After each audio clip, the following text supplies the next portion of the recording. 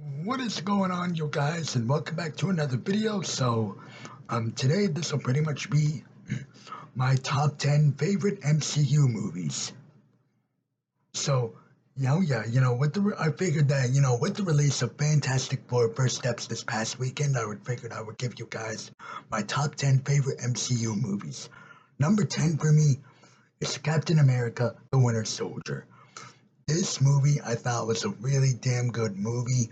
Everybody did a really great job.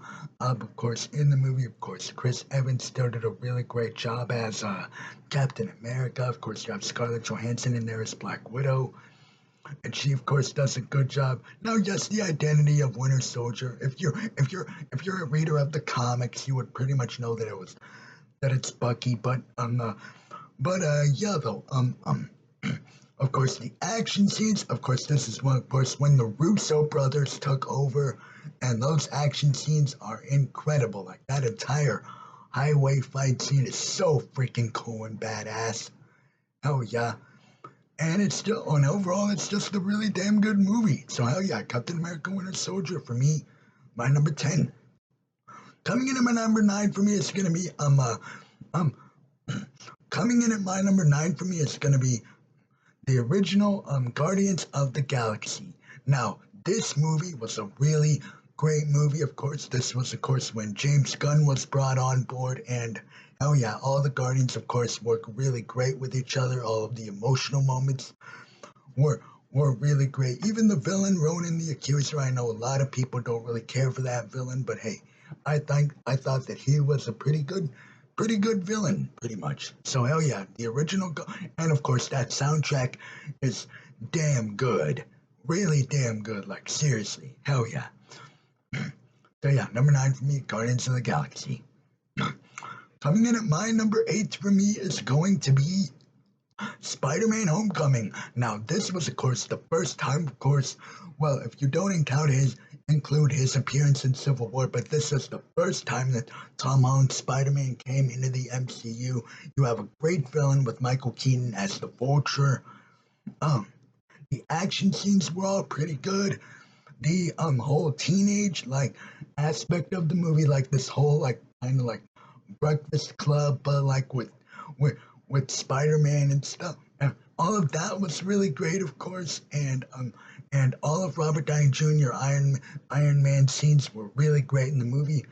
So, oh yeah.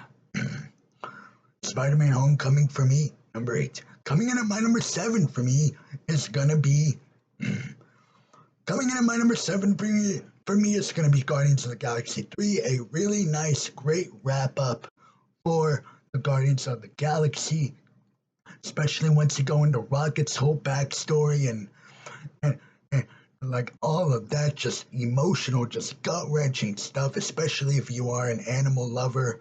But yeah, it makes you really despise the high evolutionary. And for what it delivered, for this pretty much being James Gunn's swan song pretty much at Marvel before he jumped over to DC, I thought that he handled the Guardians conclusion with Guardians 3 really well. Very, very well. So hell yeah, Guardians 3 for me, my number 7. Coming in at my number 6 for me,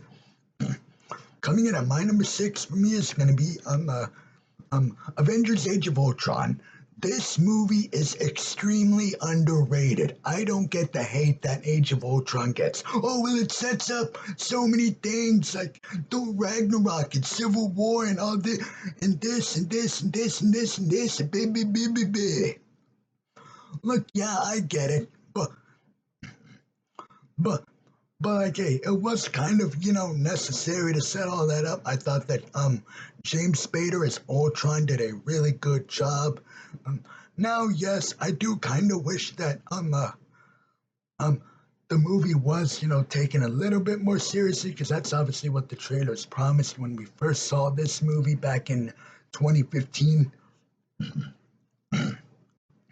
But hey, though, I still think it's a pretty damn good movie. Of course, the Hulk versus the Hulkbuster fight is one of the best fight scenes in the MCU.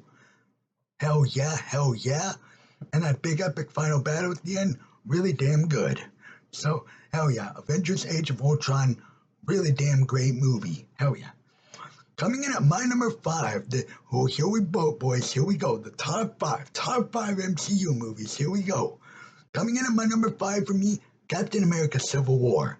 This was a really damn great movie. Pretty much, you understand both sides of why Captain America and Iron Man are fighting. Um, the introduction of Black Panther, the introduction of Spider-Man, damn good in were damn good in Captain America: Civil War. Of course, that airport fight scene still one of the best action scenes in the MCU.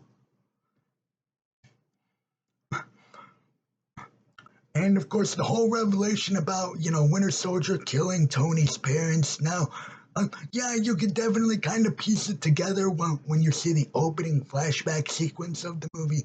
But hey, though, it was still a cool revelation, nonetheless. And it was both a cool and yet pretty damn emotional fight, really, to have Iron Man and Captain America and pretty much fighting and pretty much leading to the Avengers breaking up and losing in Infinity War. So hell yeah, Captain America: Civil War, my number five. Number four for me personally is going to be Avengers Endgame. This movie was really damn good. Now, the first hour of the movie where the team is pretty much lost to Thanos and that like they really taken the grief about what has happened. Then of course you get into the second hour of the movie and the whole time travel, time heist stuff. That's really great.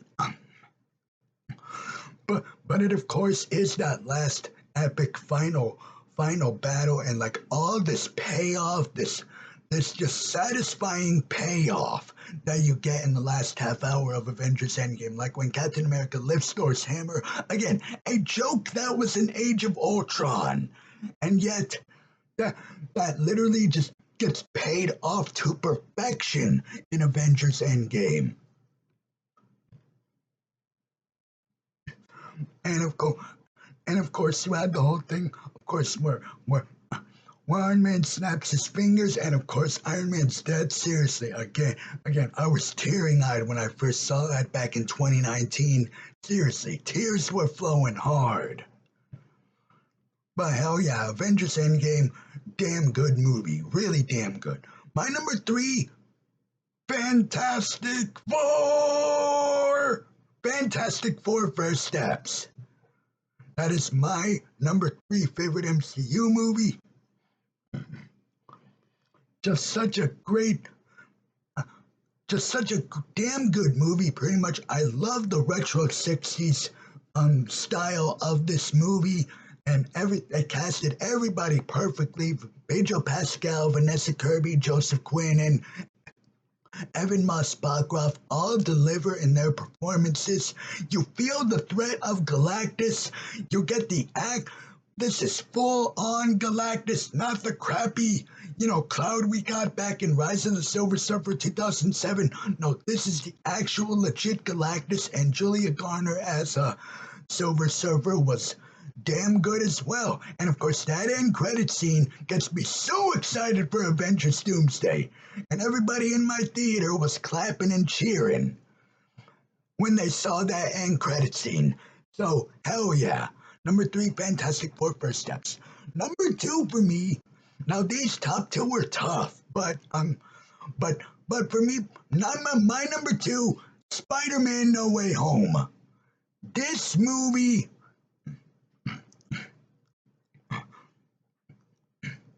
Spider-Man: No Way Home for me is my number two because as a Spider-Man fan, this movie gave me everything that I could ever ask for. And I saw this movie on opening night 2021. And of course, everybody that they brought back, of course, Electro, Green Goblin, Dr. Octopus, like all the villains that they brought back were really great. And of course, the whole plotline, of course, wanting to cure the villains because obviously that's what Spider-Man does. And of course, you have Benedict Cumberbatch as Doctor Strange. But oh man, when Tobey Maguire and Andrew Garfield showed up in this movie, it was just so damn cool.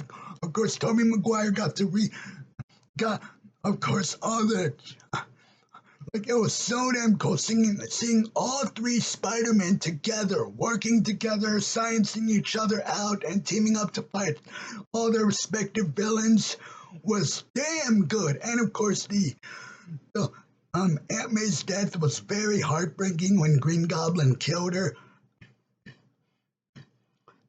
And again, out of all the villains, like Willem Dafoe, you can tell that he's the one that's having the most. That was pretty much the most glad to be returned. Like, oh hell yeah, I'll come back as Green Goblin all these years later, and I'll make him even more terrifying. And best of all, he got rid of the whole Power Rangers looking suit, which that kind of didn't really work that much about in the original 2002 movie. But hey, though, and of course the ending, of course, where nobody remembers who Peter is and he has to make that kind of sacrifice to save, of course, the people that he loves and cares about. And again, gets me so excited for Spider-Man Brand New Day next year. Gets me so excited because, especially since Kevin Feige has confirmed, street-level Spider-Man, finally! Oh, I can't wait for Spider-Man Brand New Day. So hell yeah, Spider-Man No Way Home for me, my number 2. Honorable mention goes to Deadpool and Wolverine. This movie was, of course, of course, Ryan Reynolds, Hugh Jackman, their chemistry together is pretty much what makes this movie. All the different people that come in, of course, like Wesley Snipes is played, Jennifer Garner as Elektra. All that stuff was satisfying. The soundtrack was damn good, and an R-rated MCU movie with blood and swearing and saying the F word. Yeah, this is a freaking Marvel Studios movie starring Deadpool. Which, yeah, who would have thought we would ever see that in the MCU? I know, right? But coming in at my number 1 for me personally, Avengers Infinity War. Now look, all the build-up with Thanos, Josh Brolin delivered in this movie. Of course, you have the Guardian, and of course, all the different storylines going on here where you have different teams. Of course, you have Thor meeting up with Guardians. You have Guardians meeting up with Iron Man, Doctor Strange, and Spider-Man.